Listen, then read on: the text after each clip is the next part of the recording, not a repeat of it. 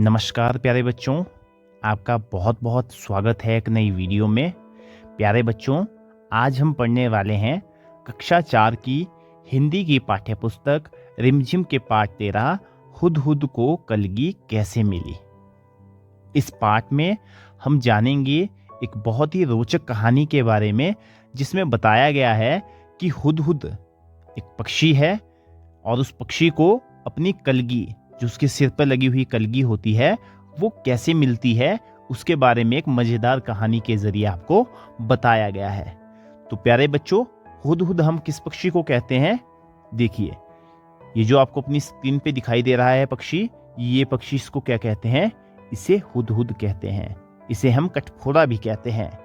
आपने देखा होगा अपने घरों के आसपास कि एक पक्षी है जो अपनी चोंच को पेड़ के तने पर मारता रहता है, और वो पक्षी कौन है? वो कठफोड़ा है, यानी हुदहुद है। तो उसको अपनी कलगी जो है कैसे मिलती है, ये हम आज की इस वीडियो में जानेंगे। इस पाठ के जरिए हम ये जानेंगे।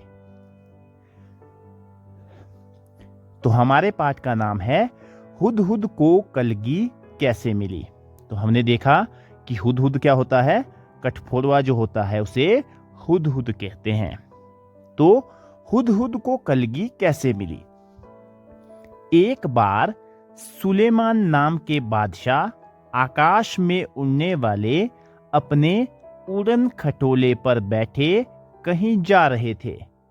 तो एक बार क्या होता है, सुलेमान नाम के बादशाह, सुलेमान नाम के जो राजा हैं, वो अपने उड़न खटोले पर, उड़न खटोला क्या होता है?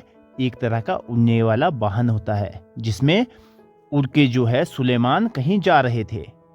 बड़ी गर्मी थी, धूप से वो परेशान हो रहे थे। आकाश में उड़ने वाले गिद्धों से उन्होंने कहा, अपने पंखों से तुम लोग मेरे सिर पर छाया कर दो।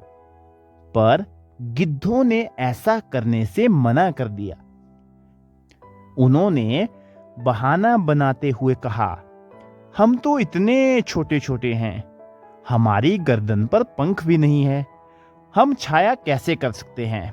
तो गिद्ध जो है, इसे देखिए, ये पक्षी आपने देखा होगा, इसे गिद्ध कहते हैं। और ये क्या करता है? जो मरे हुए जीव जंतु होते हैं उनको खाता है गिद्ध। और देख सकते हैं कि इसकी जो गर्दन होती है उस पे बिल्कुल भी बाल नहीं होते हैं।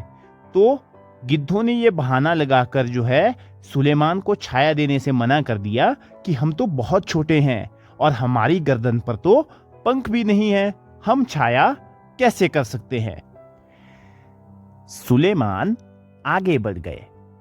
कुछ दूर जाने पर उनकी भेंट, यानी उनकी मुलाकात जो है हुदहुदों के मुखिया से हुई। हुदहुद, जैसे मैंने बताया कि कठफोड़े को क्या कहते हैं? हुदहुद भी कहते हैं। तो जब गिद्धों ने छाया देने से मना कर दिया सुलेमान को, तो सुलेमान जैसे ही आगे बढ़े, उन्हें हुदहुदों का झुंड दिखाई दिया, और वहां पर उनकी जो भेंट है वो हुदहुदों के मुखिया से हुई। सुलेमान ने उससे भी मदद मांगी, मदद यानी उससे सहायता मांगी। वह चतुर था। कौन था चतुर? हुदहुदों का मुखिया। चतुर यानी चालाक। उसने फौरन अपने दल के सभी हुदहुदों को इकट्ठा करके बादशाह सुलेमान के ऊपर छाया कर दी। सुलेमान बोले, मैंने गिद्धों से भी मदद मांगी थी, वे मेरी मदद कर सकते थे, पर उन्होंने मेरी मदद नहीं की। तुम गिद्धों से छोटे तो हो, पर चतुर अधिक हो। तुम सबने मिलकर मेरी सहायता की है। मैं तुमसे बहुत प्रसन्न हूं।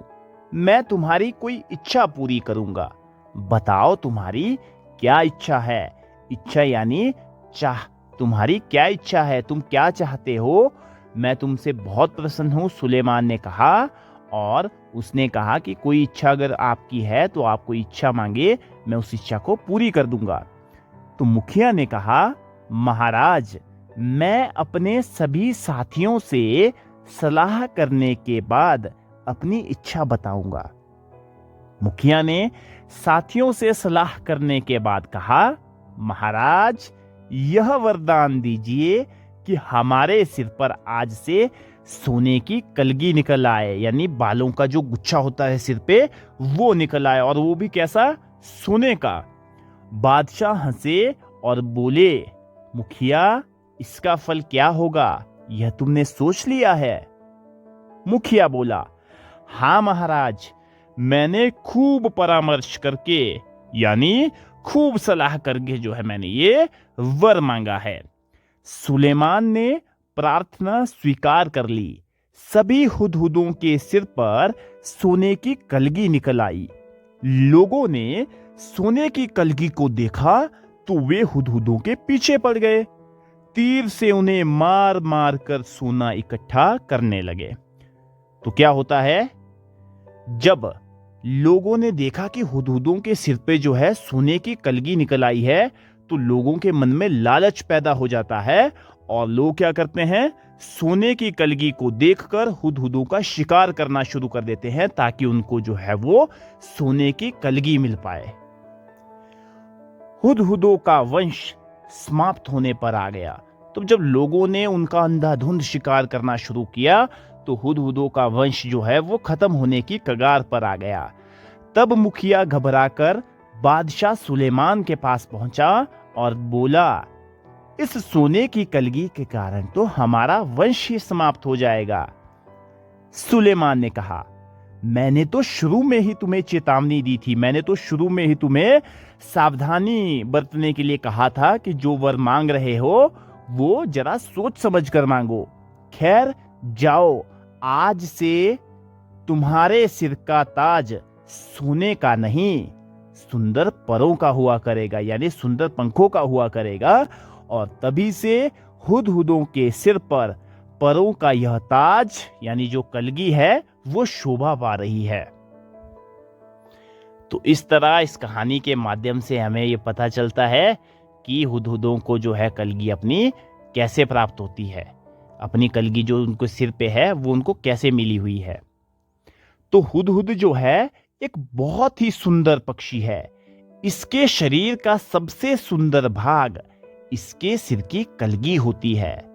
वैसे तो यह इसे समेटे रहता है, पर जैसे ही किसी तरह की आवाज होती है यह चौकन्ना होकर परों को फैला लेता है।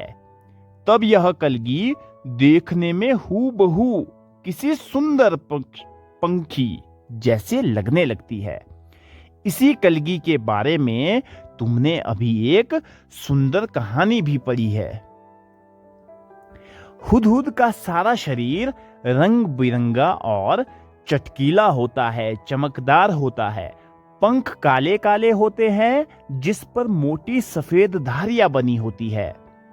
गर्दन का अगला हिस्सा बादामी रंग का होता है, जैसा रंग बादाम का होता है ना, वैसे रंग का उसका गर्दन का हिस्सा होता है।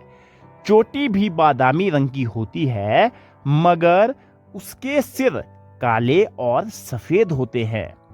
उसके सिरे, दुम का भीतरी हिस्सा सफेद और बाहरी हिस्सा काले रंग का होता है। चोंच पतली, लंबी तथा तीखी होती है। इस चोंच से यह आसानी से जमीन के भीतर छिपे हुए कीड़े मकोड़ों को ढूंढ निकालता है। अपनी जो उसकी पतली, लंबी और तीखी चोंच होती है उसकी सहायता से वो जमीन के अंदर जो छिपे हुए कीड़े मकोड़े होते हैं उनको ढूंढ निकाल कर खाता है। इसकी चोंच नाखून काटने वाली नहरनी से बहुत मिलती है। नाखून काटने वाली नहरनी यानी जो नेल कटर होता है उसकी तरह इसकी जो चोंच है काफी हद तक मिलती है, और इसी वजह से कहीं कहीं इसे हजामिन चिड़िया के नाम से भी बुलाया जाता है। हजामिन चिड़िया। हुदहुद हमारे देश के सभी भागों में पाए जाते हैं। हुदहुद पक्षी हमारे देश के सभी भाग जो है उसमें पाए जाते हैं, यानी उसके सभी भागों में होते हैं हमारे देश के। तुमने इसे अपने घर के आसपास अपनी तीखी चोंच से जमीन खोदते हुए अवश्य देखा होगा। बोलते समय यह 3 बार हुप हुप हुप सा कुछ कहता है, इसीलिए इसे अंग्रेजी में हुप ऊ कहा जाता है। इंग्लिश में इसको क्या कहते हैं बच्चों? हुप ऊ कहते हैं, क्योंकि ये बोलते समय कैसी आवाज करता है? हुप हुप हुप की आवाज करता है। और हिंदी में इसे हुदहुद कहते हैं। और दूब क्या होता है? एक तरह की मुलायम घास होती है जिसमें कीड़े ढूंढने के कारण इसे कहीं कहीं हमारे देश में पदुबया भी कहते हैं। क्या कहते हैं? पदुबया कहते हैं, क्योंकि ये दूब घास में कीड़े ढूंढती है। और सुंदर कलगी की वजह से कुछ देशों में लोग इसे शाह यानी बादशाह सुलेमान कह के भी पुकारते हैं। मादा हुदहुद 3 से 10 तक अंडे देती है। जब तक बच्चे अंडे से बाहर नहीं निकल जाते, वो अंडों पर बैठी रहती है, हटती नहीं है। नर यानी जो मेल हुदहुद होती है, वही भोजन लाकर उसे खिला जाता है। पर दोनों में से कोई भी घोंसले की सफाई नहीं करता। संसार के जितने भी प्रसिद्ध पक्षी है, उसमें से एक पक्षी है ये हुदहुद। यह अपनी सुंदरता के लिए तो मशहूर है, पर इसे पालतू नहीं बनाया जा सकता। आपने देखा होगा कि हमारे कुछ पक्षी जो है, जैसे कबूतर है, तोता है, इन पक्षियों को जो है पालतू बनाया जा सकता है, इनको पाला जा सकता है। लेकिन जो हुदहुद पक्षी है, उसको पालतू नहीं बनाया जा सकता। और न ही इसकी बोली में मिठास है, और न ही इसकी बोली मीठी होती है। जैसे किसकी बोली होती है मीठी? कोयल की होती है, वैसे इसकी बोली मीठी नहीं होती है। तो इस तरह से हमारा ये पाठ जो है ये यहीं समाप्त होता है। उम्मीद करता हूं ये हुदहुद को कलगी कैसे मिली, ये पाठ आपको अच्छा लगा होगा, आपको स्टोरी पसंद आई होगी और हुदहुद पक्षी के बारे में नई नई जानकारियां आपको जानने में मिली होगी। तो इस तरह से ये पाठ यहीं समाप्त होता है। इस पाठ के पार्ट 2 में आप लोगों के सामने लेकर आऊंगा प्रश्न और उनके उत्तर जो इस पाठ से संबंधित है। फिलहाल लेते हैं आपसे इजाजत। आपका इस वीडियो को देखने के लिए बहुत बहुत धन्यवाद, बहुत बहुत आभार। जय हिंद, जय हिमाचल।